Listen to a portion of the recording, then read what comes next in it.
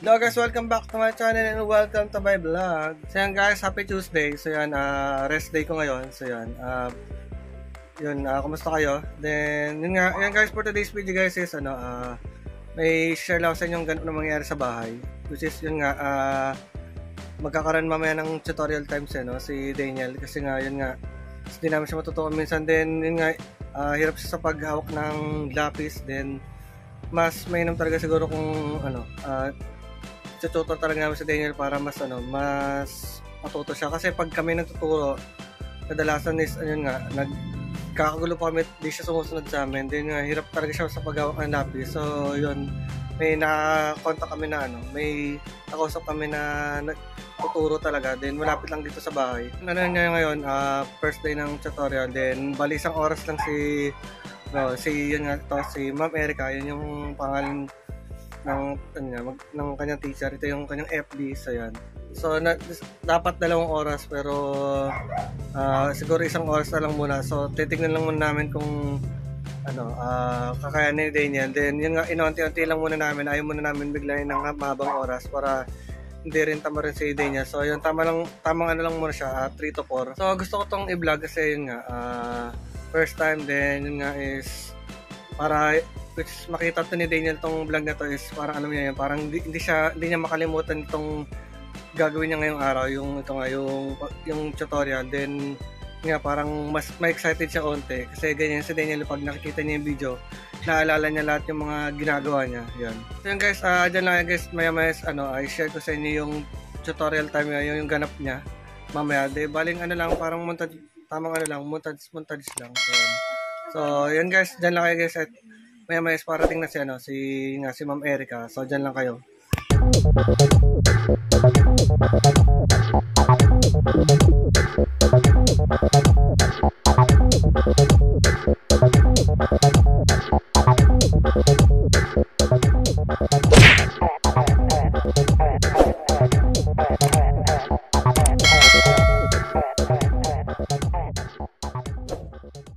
So yan guys, na-ready ko na yung lamesa at mga papel ni Daniel. Dito yung pestohan nila mamaya sa kanilang tutor time mamaya ni Daniel. So ito yung lamesa. Then na-ready ko na rin yung kanyang pad paper, 2 pencil, pati yung ating abakada at saka yung practice writing. So yan yung mga thing pa kailanganin nila mamaya. So yan. So yan, na-ready ko na yung estudyante ko mamaya. Yan. So, basta guys, dyan lang kayo, ipapakita ko sa inyo yung tutor mode ni Daniel. Kumaga para mga tamang montage lang. So yan, yung mga yung mga ganap na mangyari mamaya sa tutor type niya mamaya. So dyan lang kayo. Moments later. Ayan guys, nandito na yung teacher ni Daniel. Hello po ma'am, magandang hapon po. Ayan guys, nandito na yung teacher ni Daniel. Ayan, hello po kay Ma'am Erica. Hello po. Ayan. Tuloy po ma'am. Saan po kayo galing yan ma'am? Sa school po. Yung pasok. Doon ma'am, okay lang, pasok niyo po. Oy, hi kayo Ma'am Erica. Hello po. Ano po ba siya, hindi po ba siya masalita po? Madaldal po yan. Madaldal. Tamimi lang yan pag may ibang taong kaharap. Hello po. Oy, hi ka daw kay Ma'am Erica. Magandang hapon po. Uy, hi ka daw kay Ma'am Erica. Ano po? O yan ma'am, niready ko na po talaga. Sige po. O dali, po ka na doon. Sige ma'am. Yan. Yan guys, mag-i-start na sila. So, dyan lang muna kayo guys. At tamang montage ko na lang yung ganap nila sa first tutorial din ni Daniel.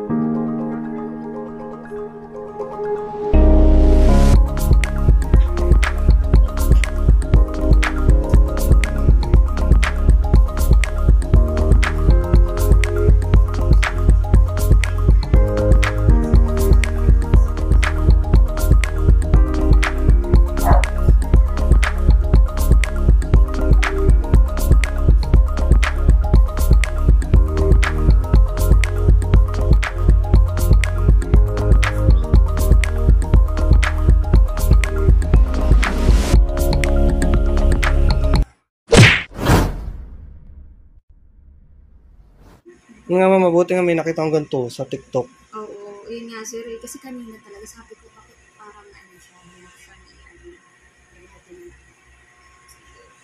Pero mas maganda sana kung wala na matutunan niya, wala nang trace niya, wala na rin tong supporter.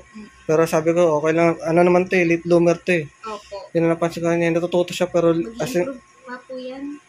late talaga. Yung nakita ko sa niya, late bloomer talaga. Opo. Nakukuha niya pero sa huli na. Opo. Ay, ito pa po din. Nag-get learn. Sundin po yung line ha. Ayun guys. Sundin po yung line. Fighting ngayon siya. Diyan siya.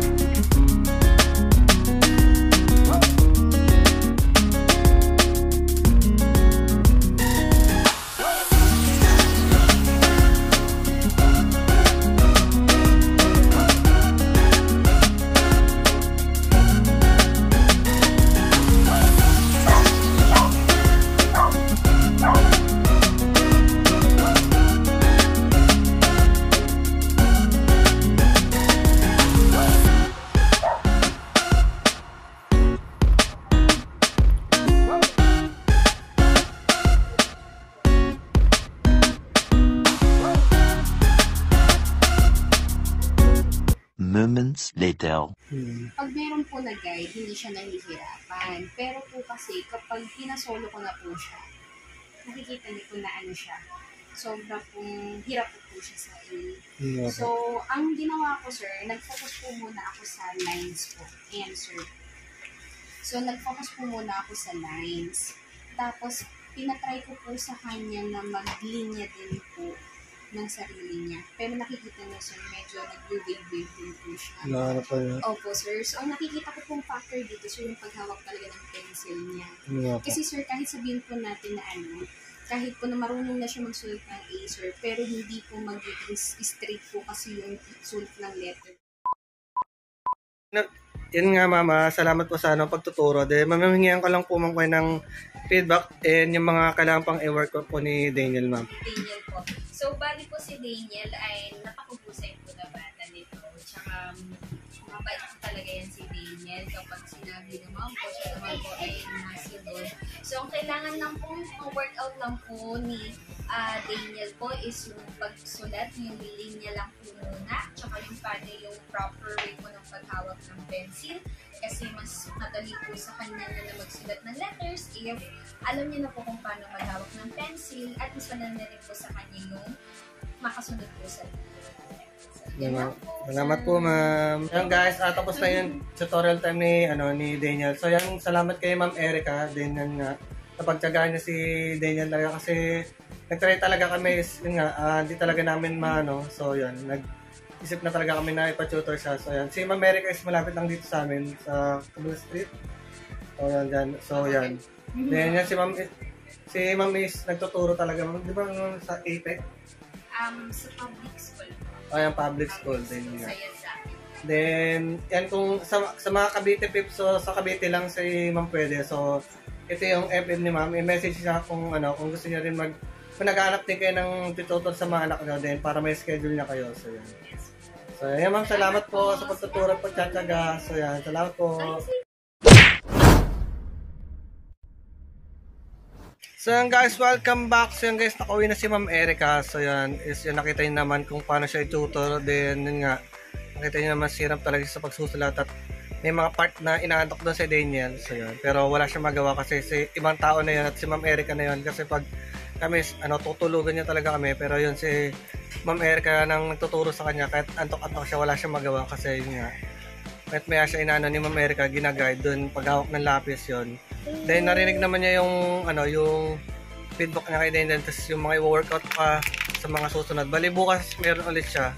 Dapat TTH ang schedule ni Ma'am Erica pero may ganap kasi kami sa Webes. So bukas Wednesday yung kanyang second day tutorial. So tanungin natin si Daniel. Ano masasabi mo sa pagtutorial ni Ma'am Erica be? Okay ba? Okay? Marami kang natutunan kay Ma'am Erica. So, happy naman ako kasi hindi siya nagpasaway, hindi siya nagsisigaw, hindi niya nilabas yung yung saringgan niya, yung kakaiba niyang behavioral. So, nakinig talaga siya kay Ma'am Erica. Then, yun nga. Then, nakita niya sa Ma'am Erica, naman, napakabait magturo, matsagain. Sok siya sa pag-handle kay Daniel. Kaya panis, rin si Daniel natuto. Then, yun nga, parang pinagsabay nga tutorial ni Daniel kanina. Una is yung reading, then writing. So, bali, tututukan siya ni Ma'am Erica sa sa mga line kasi yun nga yung nakita niya yung nabilik sa TikTok yun. So baga parang di rin pala advisable yun para mas maganda tututunan ni Daniel yung paghahawak talaga. And hirap talaga siya onting palambot pa ng mga daliri niya kasi matinikwas yung lapis sa kamay niya. So yan guys, gusto mag-thank kay Ma'am Erica kasi na-handle niya si Daniel ng maayos yun. At napason talaga niya kasi ibang tigas na ng batang to. So yan. Kasunod niya at napagawa ni Ma'am Erica sa kanya yung mga gagawin niya, yung ginawa niya kanina. So yan guys, yun lang naman ang aking vlog. So di ko na iba-vlog yung mga susunod kasi nakita niyo naman yung ganap-ganap. So yan. Then kaya pag wala rin kayong time guys is ipatutor niyo din yung anak niyo kasi yun nga is sa itong susunod na school years, doon na si Daniel sa school ni CJ. So kailangan i-ready ko na siya kasi yun nga, hindi natin masabi yung kung sino yung teacher na hawak sa kanya and para kahit yung kaya niyang i-handle yung sarili ng individual lalo sa susunod pagbasa. So yan guys, hanggang dito na lang muna ang aking video vlog. So after nyo mapanood ng video to, huwag na kalimutan mag-like o subscribe para mas updated ka sa aking mga next na ganap na vlog, sa aking mga random vlog. So hanggang dito na muna, bye bye and stay safe.